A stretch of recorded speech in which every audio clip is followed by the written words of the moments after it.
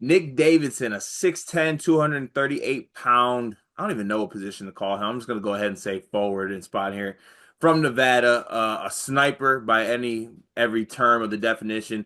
Shot over 37% from three on this season. And for anyone who wasn't able to tap into Nevada, my guy takes a lot of tough ones. He takes a lot of tough ones. He's a tough shot maker, a tough shot taker, a tough shot maker. Had a really good year for Davidson, for Nevada. Also, a very underrated rebounder, getting over just under 7 a game.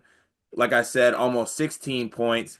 And being a 6'10", 16-point a game guy who can shoot the ball from three, almost 50% from the field, you can assume that his list of suitors is extremely long. Some of the schools that have reportedly reached out already, first of all, this list is about 39 schools long. So I'm just going to touch on some of the major ones here. You have North Carolina, you have Kentucky, St. John's, Purdue is in this list as well. Ohio State, Notre Dame, SMU, Clemson, DePaul, Washington, Xavier, Providence, Missouri, Illinois, just to name a few here.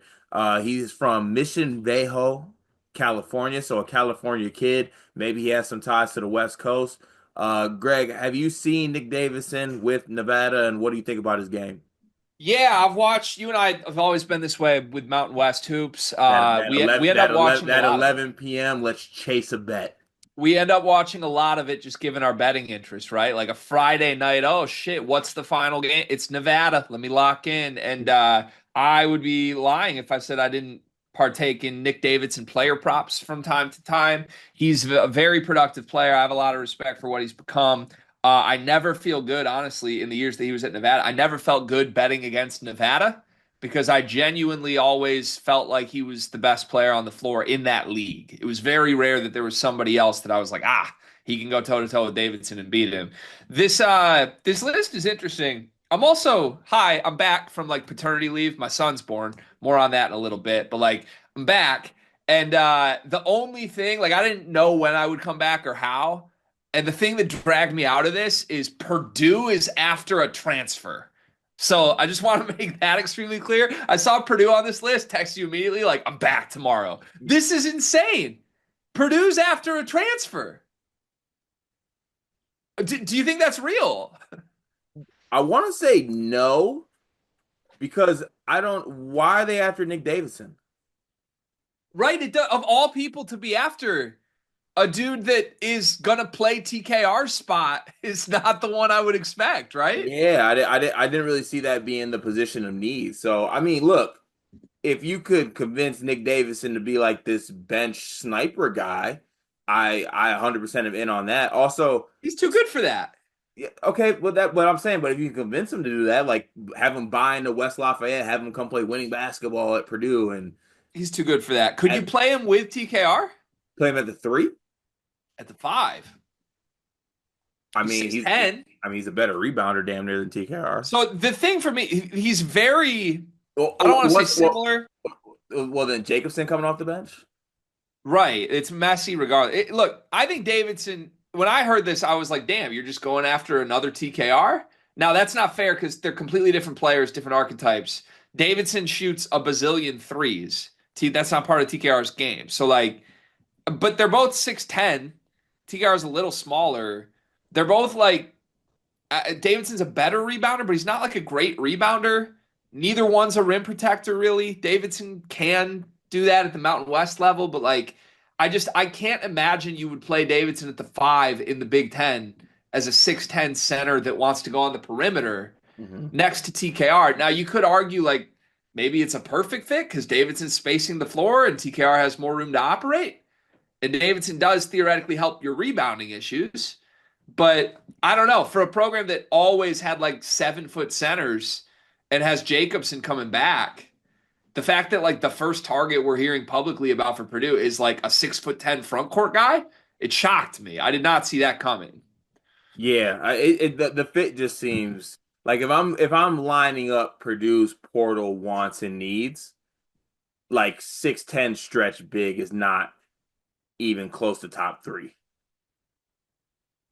You know what I'm saying? Like I'm looking for like a Lance Jones type possibly at the three. I'm looking for a backup point guard possibly for Braden. there's just some other things I'm going with here. I think that I would, Nick Davis is not the first player that comes to mind, right? Yeah. Yeah, me too. So the way some of this portal stuff works, like there's I think you guys did you guys do a Josh Dix video this morning? Yeah. Did you talk about how we don't think Michigan State's actually after him? So I don't think that tweet was real. Right. Okay. So Yeah. that's a whole separate convo. But Yeah, like, but like, so to your point though, you know, sometimes this is kids literally actually just saying schools, right? yep. Or like, you can list whatever. There's no rule against listing schools. You can list whatever school you want. It doesn't necessarily mean there's any interest from that school. Anything in regards to that. It's just a lot of speculation. Yeah, the way the portal works, especially now that agents are involved, sometimes information is leaked that just isn't accurate. And you do that for leverage, you do that for a reason of trying to up your number and get your guy the best offers. Mhm. So, what I will say is this, when you see a list this big, I don't think it's rarely that fake because it would just be sniffed out. If you were naming like 20 schools that aren't real, at some point someone would be louder about it, but like Davidson's clearly a highly sought after guy. Some of these schools to me, I doubt are seriously recruiting him, and I would be shocked if Purdue is. That one would not make sense to me. Yeah. What about Illinois' involvement on this list? Illinois, I could see.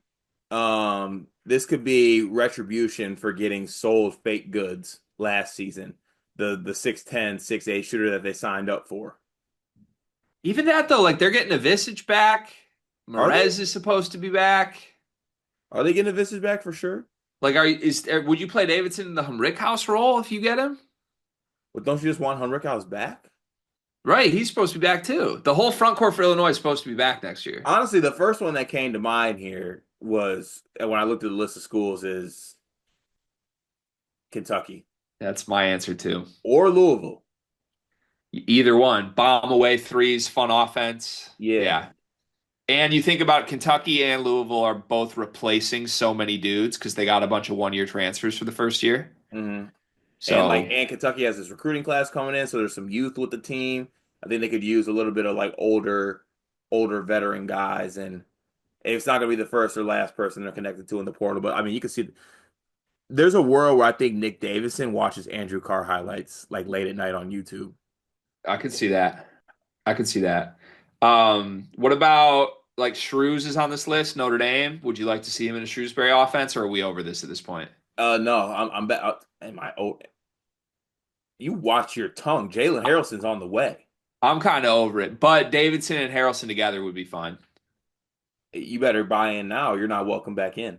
All right, I'll figure it out. Let me throw a couple other just ones that popped off when seeing them on this list that I think have a pitch. Fryer, Uh, who? Fryer. No. Sorry, I feel obligated to do that on every transfer video. Yeah, I know. I know. What about Xavier pitch him on be the Fremantle replacement? I could see that, but isn't Sean Miller leaving? Probably. But if he's not Yeah, back, Clemson, Shefflin replacement. I like that. There's a couple guys that I think have like player pitches, like come be our blank here. Also, like in your head though, when you say this, those are some bigger schools to me. I don't know why in my head like I see just Nick Davidson in an SMU jersey. Yeah, just stay at his level. Yeah, just kind That of is like a fair question. Like, if he goes to the high major, say he goes to a blue blood, North Carolina, Kentucky, do you think he's good enough to keep this production at that level? I honestly do. Like I think Okay. you could pitch him at being like a Brady Manic-esque player at North Carolina. Something in that role. I think there's a world where that happens. I think he's shown to be good enough of a rebounder. Um, I'm not saying he's like some great passer. He did double his assists from one to the next season. So like he's shown some things and does some other things outside of just shooting the ball. He rebounds, I think, pretty well. So yeah, I don't know. I think he could be a swing piece type player for one of these bigger schools. Honestly, does he end up at Duke? I don't think so. I Kentucky and Louisville, I think would make sense. Here's my official Davidson stance, though. Makes sense. A lot of schools want him. He should go to the biggest school, biggest bag he can get. He can probably get a huge one. I don't think he's going to be what people hope he will be at a blue blood or a high major. I think he'll be a productive big. I don't buy the shot, to be honest with you. I've watched enough of him through the years. Like it's kind He's of a funky. streaky shooter. Yeah, This year he's shooting 37% from three. That's a career high. Last season he shot 29% from three. On his whole career, he's 33%. In conference play this year, 34%. He's six for his last 24 from three down the stretch of this season. streaky. You're not getting a sniper. Like if you throw him in a Pac Kelsey or Mark Pope offense, I think he probably shoots like 32% from three. Yeah, but he'll get attempts up, Yeah, and I you don't take know. it. I don't know. Good player. I wouldn't overspend for him, but if you can find the right fit, he could really help a team. Yeah, we'll see where Nick Davidson ends up. It is March, and that means that March Madness is upon us. And if you are looking for a place to play, Underdog Fantasy has you covered. Sign up and deposit using code SLEEPERS, that's code SLEEPERS, to receive up to $1,000 in bonus credit plus a free pick. Head over to Underdog Fantasy today and use promo code SLEEPERS to take advantage of this amazing offer.